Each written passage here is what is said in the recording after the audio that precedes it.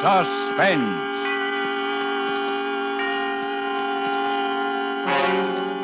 Autolite and its 96,000 dealers present Mr. Ray Milland in Pearls Are a Nuisance, a suspense play produced and edited by William Spear.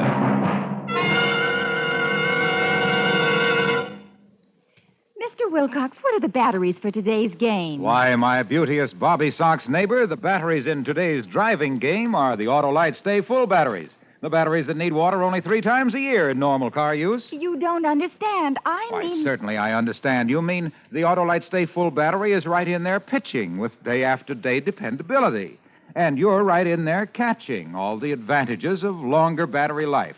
70% longer average life, in fact, than batteries without the Stay Full features. And this is proven by tests conducted according to SAE life cycle standards. But I mean baseball. Right over the plate, my girl. The Autolite Stay Full battery has 3 times as much liquid reserve above the plates as batteries without Stay Full features. That's why it needs water only 3 times a year in normal car use. Mr. Wilcox, let's get back To the batteries? For today's car, it's Autolite Stay Full batteries. The batteries that need water only 3 times a year in normal car use. And remember, friends, you're always right with Autolite.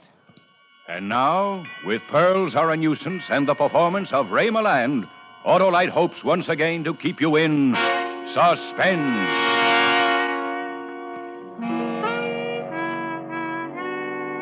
It's quite true I wasn't doing anything that morning, except looking at a blank sheet of paper in my typewriter and thinking about writing a letter. It's also quite true that I don't have a great deal to do any morning, but I like not doing anything. It gives me something to do. And I don't like telephone calls that interfere with it.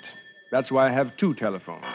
One a public phone that I can ignore, the other a private phone, which I'd better answer if I know what's good for me, and I do. What'd you say, darling? I said good morning, dear. How are you, darling? Busy? Yes and no. Mostly no.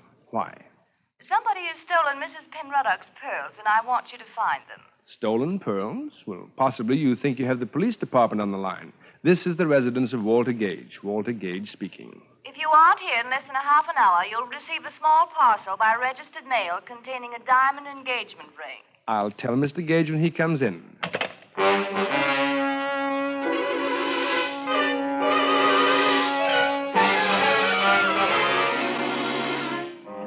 I went naturally. I even hurried. Ellen's voice has that effect on me. I think it's the way she says... Walter, darling. Yes, Ellen? Mrs. Penruddock's pearl necklace has been stolen. So you said on the telephone. My blood pressure remains normal. It's a string of 49 matched pink pearls that Mr. Penruddock gave his wife on their golden wedding anniversary. Only 49 pearls for 50 years of marriage. I wonder which was the bad year. Oh, shut up, darling. Yes, dear. The worst part of it is the pearls are false. False? Evidently, they were all bad years. Don't be silly, Walter. I have a very simple solution for you. Call the police. Be quiet, darling. Yes, dear. The pearls were real enough when Mr. Penruddock gave them to her. The fact is, she sold them through an old friend of hers in the jewelry business, and he had copies made for her. Those copies have been stolen. Ah. If she tells the police, Mr. Penruddock's sure to find out she sold the real ones. So you've got to get them back, Walter. What does it matter if they were false? Well, she's terrified that the thief will blackmail her when he finds out they're only imitations. Mr. Penruddock might hear of it. And the cat's out of the bag. I begin to see what might be described as daylight. Good. But where do I start looking for these baubles? I know who stole them. The chauffeur we had here a few months, Walter. A horrid big bruiser named Henry Eichelberger. He left suddenly the day before yesterday for no reason at all and without a word. I'm sure he stole the pearls. How big did you say he is? About 6 feet. In that case... 3. 3? 6 feet 3? 3. Oh, I'm sure he didn't take them. Couldn't have. He tried to kiss me once, Walter. Oh? He did? Tried to kiss you, eh? Well, where is this big slab of meat, darling? Here's the address he gave when he first came here to work. Sounds like an unpleasant neighborhood. Not half as unpleasant as it'll be for Eichelberger when I arrive. Tried to kiss you, did he? The pearls are the important thing, darling. And be careful. He's 6 feet 3, remember. I find it difficult to forget.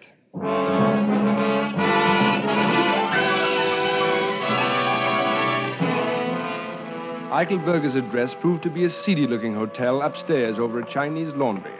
At the head of the stairs was a door marked manager. I rang the bell. Full up, Bud. Roll. I'm not inquiring for a room. I am looking for one Henry Eichelberger, who I'm informed lives here. Down the hall, Jack, 218. Have the kindness to show me the way. Oh, well, what do you know? A duke, no less. Okay, your lordship. Pick up your feet, eh? This is it. He's out, eh? Have the goodness to unlock the door. I wish to go in and wait for Eichelberger. $2, and I won't even tell Eichelberger when he comes in, eh? That is a deal. Here's your money. Thanks. If you hear any noises later on, ignore them. Sure, eh?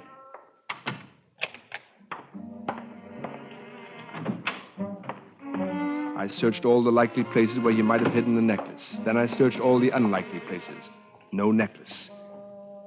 Then I heard someone at the door. How'd you get in here, Sonny? The explanation of that can wait. I am looking for one Eichelberger. Are you he? Get you a real comedian. Wait till I loosen my belt before you make me laugh. My name is Gage, Walter Gage. Are you Eichelberger? Give me a nickel and I'll tell you. I am the fiance of Miss Ellen McIntosh. I am informed that you tried to kiss her. What do you mean, try? I hit him rather severely in the left eye. Then the right. Then I gave him a crushing uppercut to the jaw. He looked at me with an air of patient resignation. Oh, well. And then he hit me.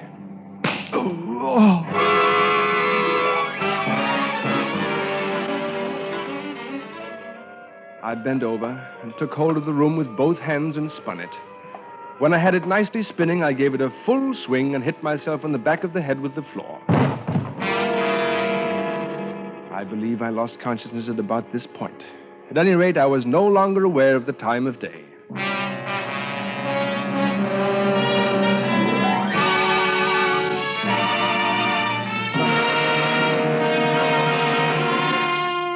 Autolite is bringing you Mr. Ray Milland in Raymond Chandler's satirical detective story, Pearls Are a Nuisance.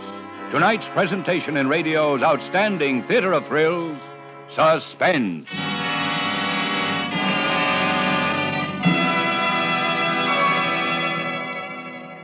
See now, a pinch hitter is a substitute. Ah, but there's no substitute for that famous Autolite Stay Full battery, the battery that needs water only 3 times a year in normal car use. Mr. Wilcox, we weren't discussing those batteries. Why, Dora, they're the batteries for today's car. This power-packed Autolite Stay Full battery has a fiberglass retaining mat protecting every positive plate to hold the power-producing material in place and lengthen battery life.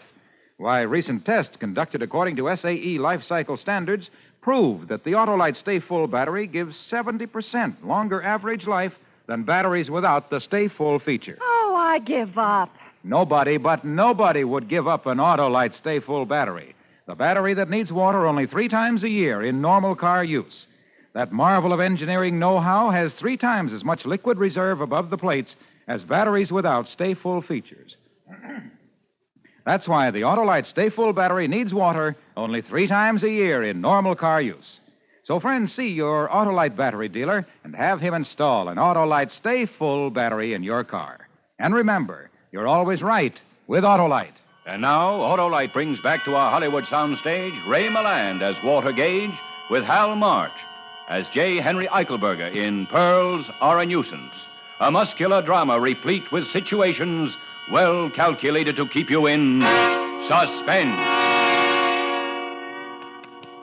While I was thinking about the possibility of getting back to my feet in the very near future, a wet towel began to slap at my face, and I opened my eyes. Attaboy. The face of one Henry Eichelberger was very close to mine. I thought maybe you was killed, Jack. You got a stomach as weak as Chinese tea. Oh, what happened? As if I didn't know. You tripped on an itty-bitty tear in the carpet. Feel like getting up? Here. Oh, thank you, Henry. May I call you Henry? There's no tax on it. You look okay now. Why don't you tell me you was sick? Eichelberger, you swine. That does it. Oh, cut it out, will you? You muss my hair. I wish you'd fall down when I hit you, Henry. Just once. It would work wonders for my morale. You and me could get along, Jack. Look, I never kissed your girl, even if I ain't saying I wouldn't like to. Is that all that's eating on you? No, there is another matter. Well, sit down and tell me the score. Only no more haymakers. They give me a headache. Promise? I promise. Tell me, why did you leave the employ of Mrs. Penruddock? Well, you tell me. Am I what you might call a good looker? Well, But don't Henry... soap me. No. I wouldn't call you handsome exactly, but unquestionably you ate your spinach as a child, if that's a consolation. Get you a real comedian. Wait till I loosen my belt. Look, suppose you fell for a doll with stars in her hair. A guy like me that looks like a taxi going down a street with both doors open. And suppose you get a job where you see this doll all the time and every day. And no, it's no dice. What would you do, Jack? Me, I'd just quit the job. Ellen? Yeah. Henry, I'd like to shake your hand. Go ahead. Now, there's one more thing. I am empowered to arrange for the return of Mrs. Penruddock's pearls, which you have no doubt stolen. Oh, you got nerve, Jack. You think I stole some marbles and I'm sitting around here waiting for a flock of dicks to swarm me. The police have not been told, Henry, and you may not be aware that the pearls are false. False? You mean they're false? Exactly. And you think I would bother myself to hook some phonies? You didn't mean to steal the necklace, Henry? No, look. If they was ringers, I wouldn't be bothered. And if they was real, I wouldn't be holed up in no cheap flop in L.A. waiting for a couple of carloads of bulls to put the sneeze on me. Would I? That is exactly what I thought, Henry. Well, as long as you didn't steal them, how would you like the job of helping me recover them? You kidding? No, Henry. It's obvious that if you didn't snatch those marbles, I believe that's the expression, someone else did, and you can help me find them. Now, how about it? Well, why not? Why not, indeed? You got any ideas where to start? Yes, I have. I feel that we must, as they say, tap the grapevine. When a string of pearls is stolen, all the underworld must be seething. Yeah, well, maybe you got right. But this underworld that's doing all this seething ain't going to seethe much over a string of glass beads. Or am I punchy? I am thinking, Henry, that the underworld probably has a sense of humor, and a thief who went to the trouble of stealing some worthless trinkets would be the butt of considerable coarse humor. Yeah, there's a nucleus of an idea in that, all right. I would say something like that could get around the pool rooms and start a little wholesome chuckling, all right? Yes. Now, all we need to do is to locate a reliable crook. Yeah. See, there's a guy named Lou Scandisi that runs the Blue Lagoon downtown might be interested in some marbles, but he don't like being asked questions. He sounds dangerous. We'll turn him inside out and take a look at his liver. Very well. Let us go and beard this Scandisi character in his malodorous den. Yeah. You leave us do what you said.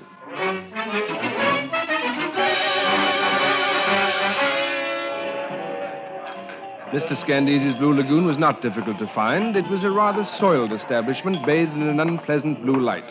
Henry and I went through a small, dim dining room to a door marked private. Wasn't it awful? We didn't even knock. You Scandisi? Who wants to know? Me and my friend here wants to talk to you. So talk, I'm listening. It's about some pearls. 49. Is that right, Walter? Quite right. I don't think I heard about him. Try and remember. Maybe if I pulled off one of your ears, it might help. Oh, well, now, Henry, you seem to be doing all the work. Do you think that's quite fair? Okay, Walter, you wake him over. These fat guys bruise something lovely. Look, take it easy. I ain't heard nothing. You guy's insurance man, huh? Give him my card, Walter. This is my personal card. It has my phone number on it. Okay, thanks. You may be surprised. You may get a call. What do you think, Walter? You think this muzzler is leveling with us? I dare say he wouldn't be above telling us an untruth. Get you a real comedian while I loosen my belt. You giving us a straight good, Scandisi? Straight goods, absolute. We'll cooperate. I'll bet you get a call. Okay. So long, Scandisi. And keep your schnozzle clean if you don't want to be looking for it under your desk. Yes, remember that. Well, what now? I think we've done an adequate day's work, Henry, and the procedure would seem to be for me to go home and wait for the telephone to ring, bearing glad tidings from the underworld. What about me? I would suggest that you wend your way homeward also. Here's my private number. Call me in the morning, after you do your sitting-up exercises. Get you a real comedian.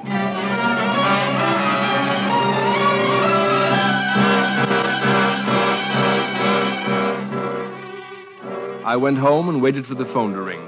I must have fallen asleep after a while. It was quite dark out when the call came through. Well, here goes. Walter Gage speaking. Walter Gage, Acme Insurance Company. Well, when did become an insurance company. Oh, it's you, Ellen. Well, why didn't you call on the private phone? I didn't have the number handy. You haven't found the pearls yet. How did you know? We just got a phone call. From whom? He wouldn't say. All he said was he heard from somebody named, Scandisi? Yes, that's it. That we were looking for the pearls. Has he found out the pearls are false? No, and I didn't tell him. All right. Now, don't worry. We have an idea how to get them back. We? Who's we? Henry and me. Henry? Henry who? Eichelberger. I've hired him to help me find the pearls. Are you out of your mind? Didn't Henry take the pearls? Of course not. He only left because he was in love with you. Oh, Walter. That big brute. How could you say such a thing? But, Ellen, I thought you'd be flattered. Flattered? I never want to speak to you again, Walter Gage. Goodbye. Ellen! Ouch. Women, I sometimes wonder. Oh, honey, I'm so glad you called back. Now, listen, darling. Who are you calling honey, sweetheart? Who is this? Never mind. Your name Gage? Yeah. A guy named Scandisi says you're looking for some oyster fruit. And a frail named McIntosh says you're the guy to talk to. Possibly. Well, I got 49 of them. Pink ones. $5,000 the price. Why, that is entirely absurd. Those pearls happen to be false. Quit your kidding. You heard me. 5 G's. I'll give you until tomorrow afternoon to scrape it together. Then I'll call you and let you know where to meet me.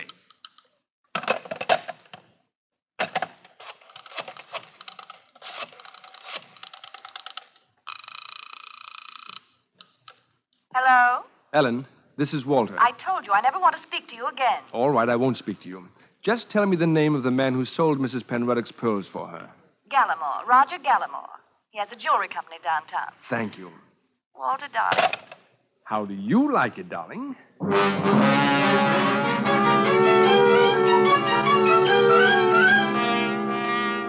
I went to see Mr. Gallimore. He was a tall, pink man of about 70, and he listened to my narrative of events with considerable interest. 5,000 seems like a great deal of money for a string of false pearls. Yes, indeed. That, Mr. Gallimore, is why I came to see you. I believe I can hazard a guess as to the reason for such an exorbitant demand, and I further believe that you are in a position to confirm my impression. And what might that impression be, Mr. Gage? I believe that the pearls are in fact real. You were a very old friend of Mrs. Penruddock, perhaps even a childhood sweetheart. When she gave you the pearls to sell, you did not sell them, Mr. Gallimore. Instead, you gave her $20,000 of your own money and returned the pearls to her, pretending that they were imitations of the original necklace. Son, you think a lot smarter than you talk. Then I am correct? Embarrassingly so, Mr. Gage. The pearls are real. Now, what would you like me to do? Entrust me with $5,000 with which to retrieve them. Son, it is so long since I heard anyone talk the way Jane Austen writes that it is making a sucker out of me. Thank you, sir. I know that my language is a bit stilted.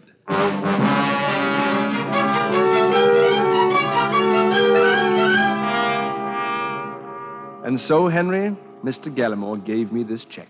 You mean he gave it to you? 5,000 fish, just like that? You have said it. Kid, you got something with that daisy chain chatter of yours. Thank you, Henry. At any rate, all that now remains is for the phone to ring. Aha. You can say that again. Aha. Hello? Gage? Yes, who is this? Yes. You got the money? It's in my pocket at this exact moment. If I have any assurance of honorable treatment, I am prepared to go through with it. Okay. Tonight at 8 sharp, you'll be in Cathedral Park. You got that? Yes? At the end of the dirt road. Be there at 8 sharp. Come alone. No guns, no funny business, no smart work, no slip up, and nobody hurt. That's the way we do business. Very well. Oh, one last thing. Where did you get my phone number? From Scandisi? Who else? 8 o'clock then, and no tricks. That is very interesting. What? The telephone. Yeah. Hooray for Alexander Graham, what's his name? But what did that guy say? Oh, yes, it's all arranged. I am to meet them tonight all by myself and give them the money. All by yourself, huh? Get you a real comedian. Wait till I loosen my belt. They'll take the dough and leave you laying there bleeding all over yourself, and they'll still have the marbles. I ought to go with you. Henry, it is my duty, and I must brave these monsters in human guise alone and unattended. Of course, I I do have a big car, and you could hide on the floor under a rug. It's a cinch. But maybe... Walter, the only thing wrong with you, as far as I can see, you got holes in your head. All I'm trying to do is keep you from getting another one. I'm going with you. So it was settled. Henry was to go with me. That afternoon, I stopped at the bank, 4,200. where I cashed Mr. Gallimore's check and changed it into $100 bills. 4,600, 47, 48. You counted as though it were your own. 49, 5,000. 5,000. Now, a roll of quarters, please. A roll of quarters, please. There's an echo in here. Leave them in the wrapper. Quite heavy, aren't they? Yes, aren't they?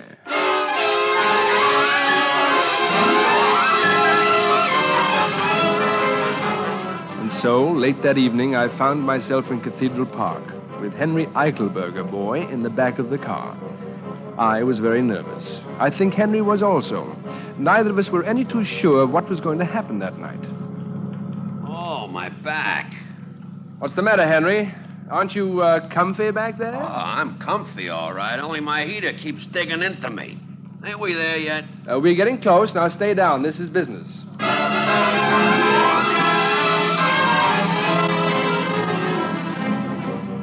This is the end of the line, Henry. Be careful. They're probably watching me. Okay. What's that? Me, Walter. My gun is breaking my back. Well, stop sitting on it. I did. Anything stirring? No. Keep quiet. I'll make like a little mousey.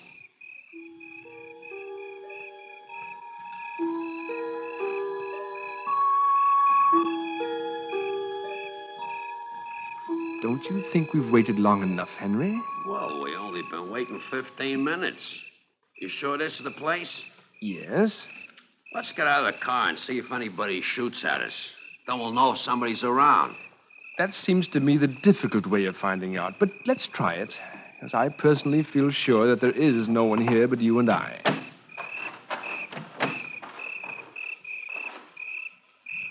Suckered. You know what happened, Walter? What do you think, Henry? It was just a tryout to see if you'd show. Suckered. I ought to go back and twist that Scandeezy so he spends the rest of his life looking up his left pants leg. Well, Henry, what is the next move? Beat it on home, I guess. Anyhow, I won't need this gun anymore. My back is sore enough from it. We stood there and looked at one another, Henry and I.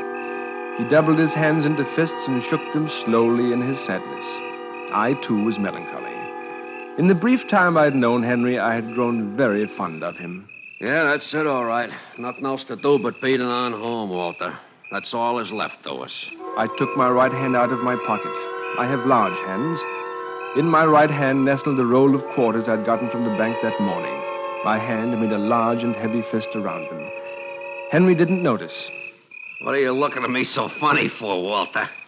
I just wanted to say good night, Henry. Huh? You had 2 strikes on me, and this is the big one. I don't get it, Walter. Oh! He got it then. My fist with nearly a pound of metal in it caught him squarely on the jaw. For a moment, he wavered back and forth on his feet, then... Henry Eichelberger lay motionless on the ground, as limp as a rubber glove.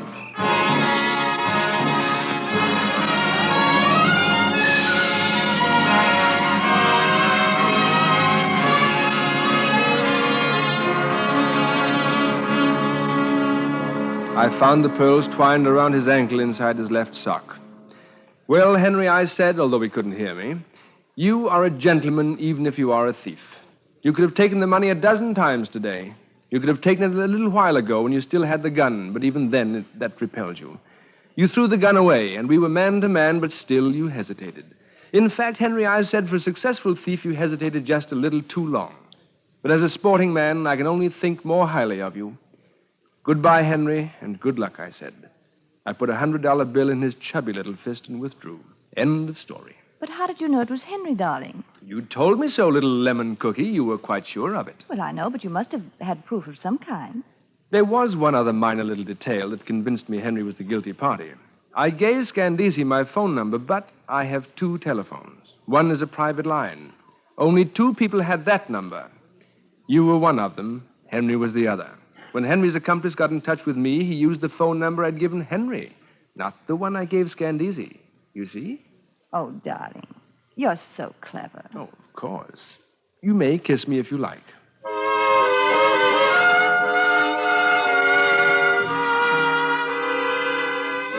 Months after Ellen and I were married, we received a letter postmarked Honolulu. It was from Henry. My dear Walter, due to the Bulls finally putting the squeeze on me, I have only just received the joyous tidings that you and Ellen are embarked upon a happy tide of holy matrimony. I am so glad for you. I often think of you, Walter, particularly with an overwhelming curiosity as to what it was you struck me with that night. Ah, well, I dare say it can only be conjecture on my part now.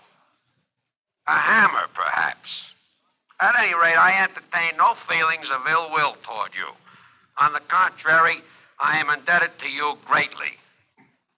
The ease with which you talk Mr. Gallimore out of $5,000 has changed my life.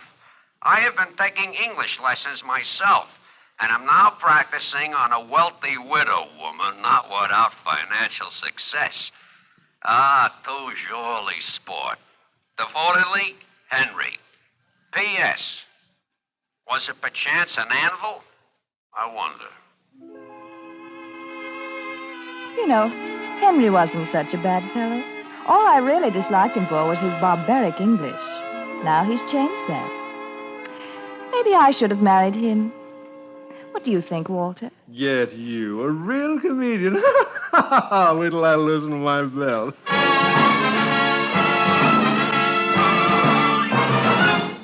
Suspense, presented by Autolite. Tonight's star, Ray Milland. Mr. Wilcox, what's your batting average? Very high, Dora. 400, as a matter of fact. You see, I'm batting in Autolite's big league of more than 400 fine products made by Autolite for cars, trucks, planes, and boats in 28 plants coast to coast. These include complete electrical systems used as original equipment on many makes of America's finest cars. Spark plugs, batteries, generators, coils, distributors, starting motors, bullseye sealed beam headlights. All engineered to fit together perfectly, work together perfectly, because they're a perfect team.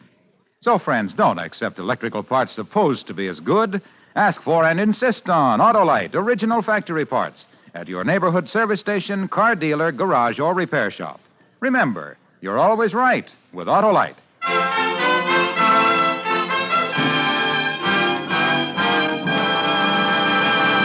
Next Thursday for Suspense, our star will be Agnes Moorehead. The play is called The Chain, and it is, as we say, a tale well calculated to keep you in suspense.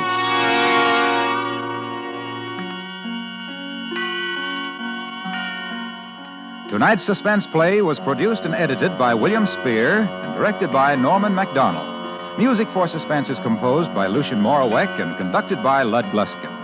Pearls Are a Nuisance is an original story by Raymond Chandler, adapted for radio by Ronald McDougall. Ray Milland appears by arrangement with Paramount Pictures, whose current release is Captain Carey, USA, starring Alan Ladd and Wanda Hendricks. Autolite wishes to thank the readers of Radio Mirror magazine, who have voted Suspense the best mystery program for the second consecutive year. In the coming weeks, you will hear such stars as Claire Trevor, Donald O'Connor, and Charles Boyer. And don't forget, next Thursday, same time, Autolite will present Suspense, starring Agnes Moorehead.